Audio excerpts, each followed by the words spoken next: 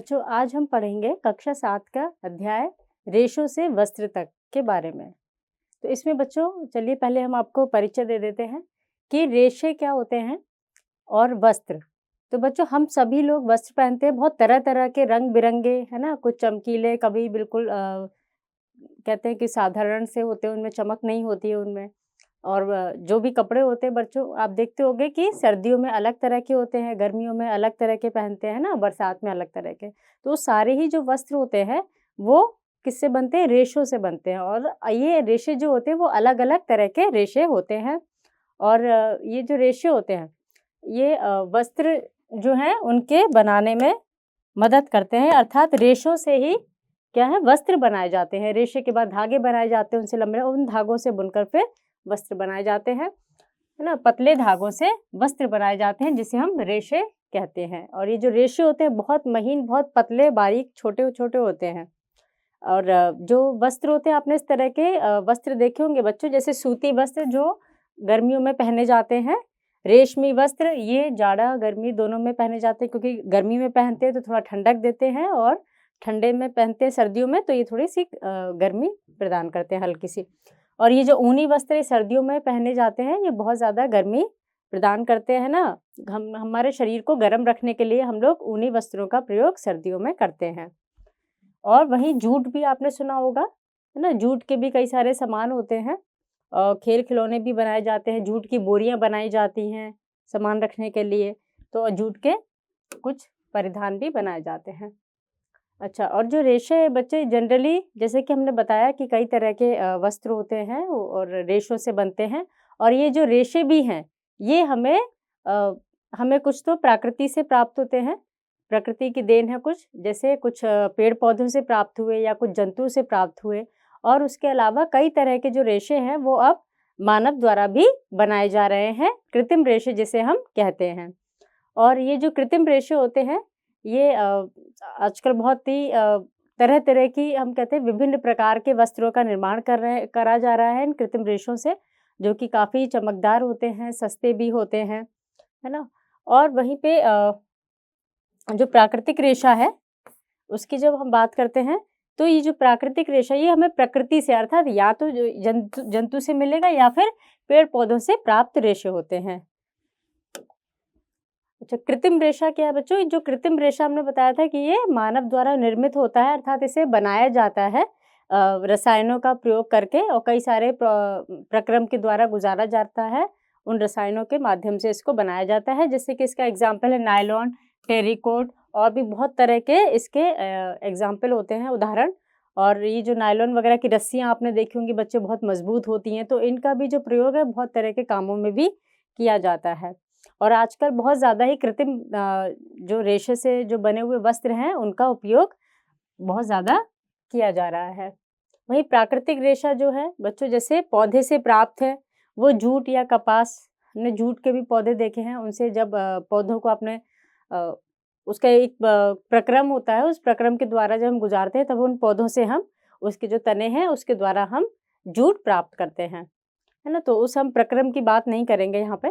अच्छा, कपास है, जो कपास के भी आपने पौधे देखे होंगे जिसमें फूल की तरह, जैसे बर्फ होती है ना, सफ़ेद सफ़ेद बादल जैसे देखने में से फूल की तरह होता है। और वहाँ से फिर क्या है, उस गोलक से वो जो कपास है वो अलग कर ली जाती है और गोल गोल होती है इस तरह से, है ना, फूल की तरह लगती है देखने में, तो उसको कपास हमें वहाँ से भी मिलता है। और कपास के आपने देखा होगा सूत, है ना, सूत बनाया जाता है, कपास का धागा बनाया जाता है, रुई की तरह भी उसको इस्तेमाल किया जाता है। अच्छा, प्राकृतिक रेशा जो जंतुओं से भी प्राप्त हैं, जैसे रेशम है और ऊन है। तो बच्चों जो रेशम है वो रेशम कीट के कोकून से प्राप्त होता है। किससे प्राप्त होता है? ये रेशम कीट के कोकून।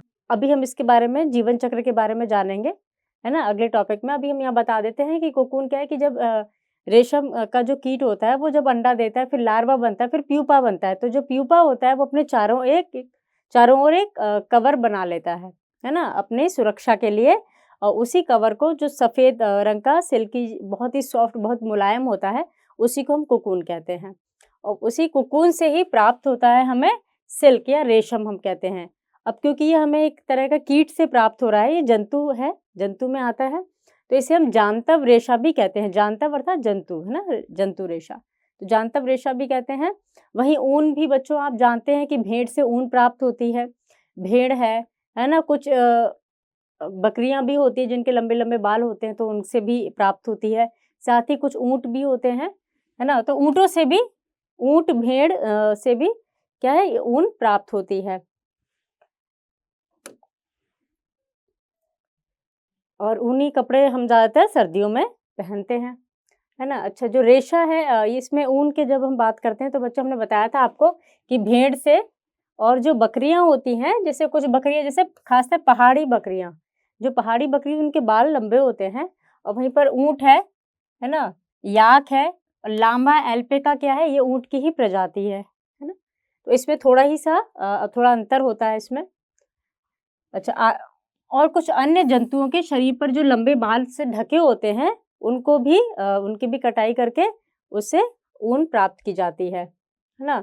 यानी जंतुओं के बालों से ऊन प्राप्त की जाती है, और उस ऊन से विभिन्न कई सारे प्रक्रम के द्वारा गुजारा जाता है, और फिर उसके बाद हम ऊन से फिर ऊन की जो लच्छियाँ आप देखते हैं बाज़ार में मिलती हैं, वो बनाई जाती हैं, और फिर ऊनी वस्त्र बनाए जाते हैं। ऐसा नहीं है कि बस काटा और बस मतलब उससे ऊन बन गई और हो गया। कई सारे प्रोसेस से उसको प्रक्रम द्वारा गुज़ारा जाता है।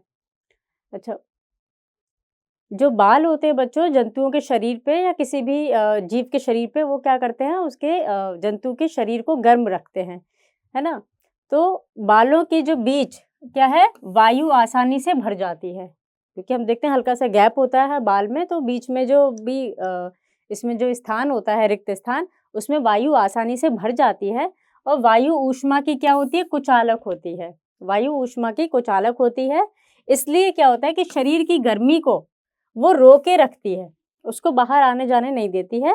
शरीर की गर्मी को वो रोके रहती है, क्यों? क्योंकि वायु ऊष्मा की कुचालक होती है, और बाहर की ठंड को शरीर में जाने से रोकती है। यानी जितने भी जंतुओं के शरीर पे जो बाल हैं, वो एक तरह से हम कह सकते हैं उनके जो शरीर का जो तापमान है उसको भी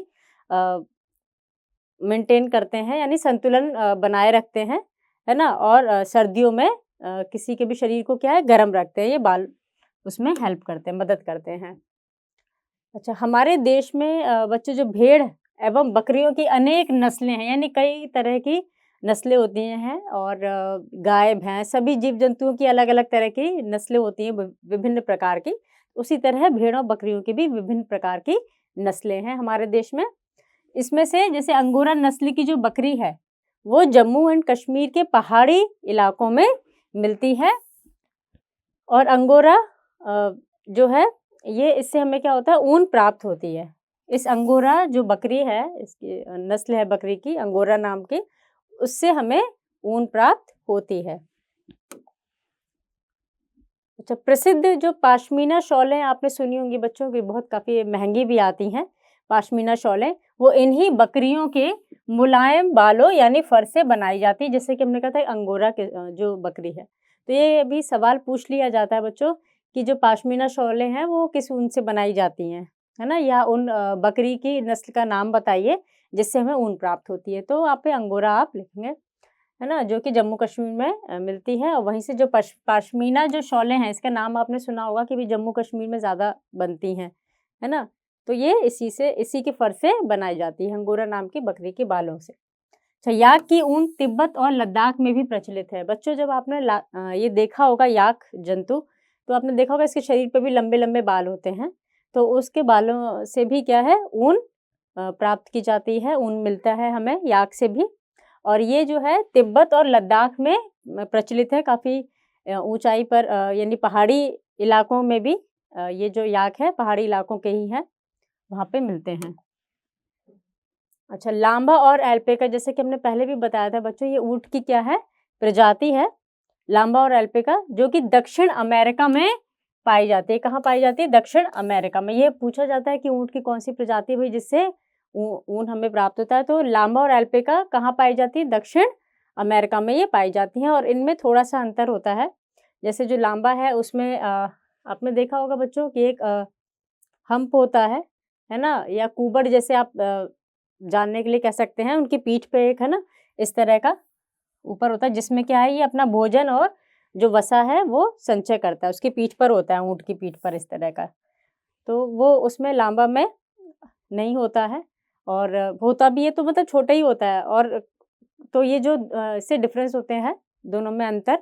और किसी में क्या होता है, कुछ ऊँट में जैसे 2 भी होते हैं, रेगिस्तान वगैरह वाले जो ऊँट है वहाँ पे 2 भी होते हैं इस तरह। तो लांबा और जो एलपी का ऊँट है इसमें थोड़ा-सा अंतर होता है, क्योंकि हमने कहा कि ये प्रजाति हैं, अलग-अलग प्रजाति है, तो इसमें अंतर होता है और इन दोनों ही से क्या मिलती है, हमें ऊन प्राप्त होती है।